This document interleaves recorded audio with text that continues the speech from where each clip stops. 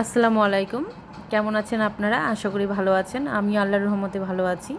এই যে আবারও চলে আসলাম আপনাদের সামনে নতুন একটি ভিডিও নিয়ে। সকালে উঠে আমার মেয়েকে নিয়ে প্রায় যুদ্ধ শুরু হয়ে গেছে, ওকে খাওয়ানোটা। আর আজকে আমিও একটু ওকে লুকিয়ে খাওয়াচ্ছি, কারণ ওর বাবা একটু বাইরে যাবে, তো ওর বাবার সাথে যাওয়ার জন্য বায়না করবে, যার জন্যই আমি ওকে একটু লুকিয়ে খাওয়াচ্ছি।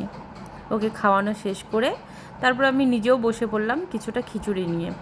এই যে আমার শাশুড়ি মা আজকে সকালে খিচুড়ি রান্না করছিল, তো আমি ভাবলাম যে এখন আর কি খাবো, তো এই খিচুড়িটা একটু খেয়ে নিই। এটা আর কি বাচ্চাদের জন্য রান্না করা হয়েছিল, তো আমি এর মধ্যে একটু ঝাল অ্যাড করে নিজে একটু খেয়ে নিলাম। খেয়ে দেখছি বেশ ভালোই লাগছে আর কি।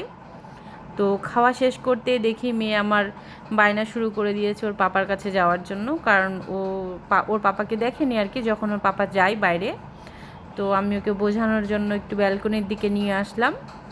নিয়ে এসে ওকে আমি বাইরে পাখি দেখাচ্ছি আর কি, আমাদের বাড়ির সামনে কারেন্টের তারে যে পাখিগুলো বসে থাকে, ওই পাখিগুলো দেখাচ্ছি। ওকে গোনাচ্ছি আর কি যে কয়টা পাখি আছে না আছে। কিন্তু তারপরেও ওর বায়না যায় না, ও তাও কান্না করছে। তখন আমি ওকে নিচে মুরগি দেখাচ্ছিলাম।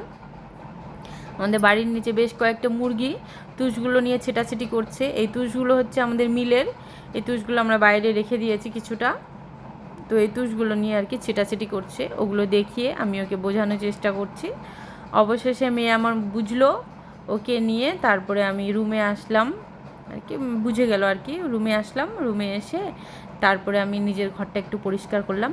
সচরাচর আমার সকালে ঘরটা পরিষ্কার করা হয় না, এই কারণেই, কারণ সকালে বর থাকে, ওকে খেতে দিতে হয়, কাজের চাপটা একটু সকালে বেশি হয়, মেয়েকে খাওয়াতে গিয়ে একটু আমার সময় লেগে যায়, যার জন্য হয় না। একটু পরেই আমি ঘরটা পরিষ্কার করি।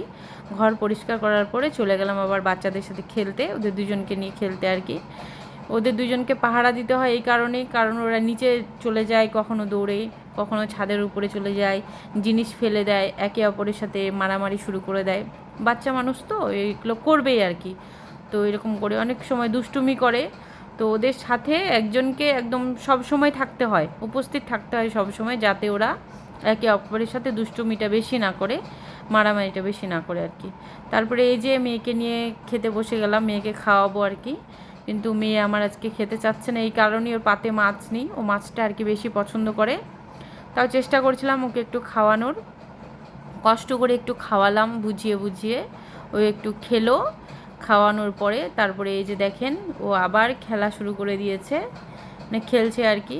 তো আমি ওকে বারণ করছি যে না, এখন খেলার সময় না, এখন ঘুমাতে হবে, চলো তুমি আমার সাথে ঘুমাবে। কিন্তু ও তো আমার কথাই শুনছে না।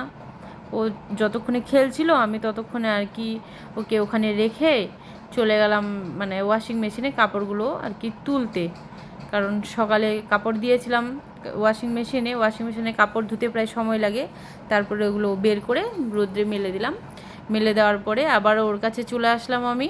ওকে আবারও বলছি চলো ঘুমাতে, মেয়ে আমার আবারও কথা শুনছে না। অনেকক্ষণ ধরে চেষ্টা করার পরে তারপরে ওকে আমি বিছানায় নিয়ে গেলাম ঘুমানোর জন্য। কিন্তু দুষ্টুমি তো করছি, তাও দেখি কতক্ষণে ঘুমিয়ে দিতে পারি। এই ভিডিওটা এই পর্যন্তই। যদি ভালো লেগে থাকে তো অবশ্যই লাইক কমেন্ট শেয়ার করে দিবেন, এবং অবশ্যই আমার মেয়ের জন্য দোয়া করবেন। আপনারাও ভালো থাকবেন, সুস্থ থাকবেন, আর আমার মেয়ের জন্য অবশ্যই দোয়া করবেন যাতে আমার মেয়ে সুস্থ থাকে আর কি।